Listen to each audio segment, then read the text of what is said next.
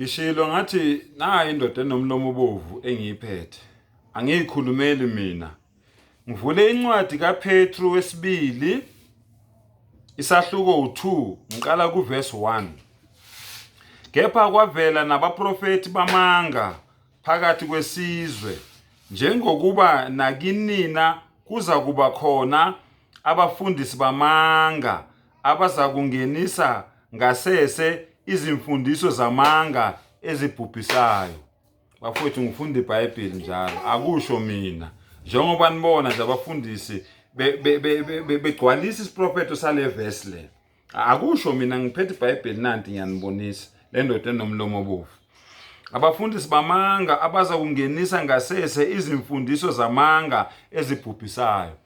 Bafowethu njengoba ngihlale ngisho ngithi amaRoma asilimazile thina siyindle eminyama, imfundiso zabo azakhi ziyabhubhisa nabo ubufakazi manje. Bephika nombusi owabathengayo bayophika kwa uYeshu uqobo lwakhe impela uJesu owayethunyelelwe bona lwesenithi uJesu namhlanje niyamphika nina ngezenzo zenu ngoba anisenzi athi nikwenze, nenza okwentando yenu. Ushilo wathi akazelanga udumo yena, akazelanga kukhonzwa, kodwa yena ulethe ini umlayezo uyisithunywa, nina niyamkhonza namhlanje, nenza okwentando yenu. Namhlanje uPetru uyanixwayisa ukuthi bhasobhani le ntando yenu le eniyenzayo yokuba nabanye onkulunkulu nibe nazi ukuthi labo onkulunkulu enibakhonzayo abadalanga ngisho impukane ngisho iphela ngisho intuthwane. Bhasobhani bezilethela ukubhujiswa okusheshayo. 2. Nabaningi bayakulandela amanyala abo. Nkosi yami, njengoba belandela nje abantwana bakwethu bengazi ukuthi balandela amanyala enziwa yilabafundisi laba abenza amanyala egameni likaJesu, kodwa benza amanyala. Ithi nabaningi bayakulandela amanyala abo, ngenxa yabo indlela yeqiniso iyakuhlanjalazwa. Ngenxa yalabo bantu labo abalandela amanyala enziwa abafundisi babo, ngenxa yalawo manyala indlela yeqiniso yenzani iyakuhlanjalazwa. Nangokufisa bayakuthengiselana ngani ngamazwi obuqili, abakulahlwa kwabo kwamandulo akulibali nokubhujiswa kwabo akozeli.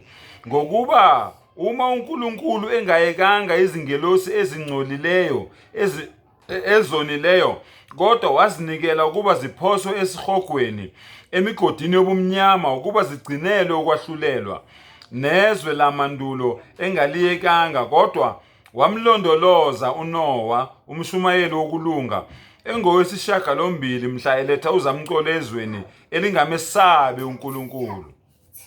Nemizi yaseSodoma neGomora wayahlulela wayichitha ngokuyiphendula umlotha, eyenza ibe isibonelo kubo abangaye kumesaba uNkulunkulu. Nolothi olungileyo ehlushwa ngokuhamba ngamanyala wabangenamthetho wamhlangulisa. Ngokubona nangokuzwa lona olungileyo ehlala phambi kwabo, wezwisa ubuhlungu umphefumulo wakhe olungileyo imihla ngemihla yezenzo ezingenamthetho.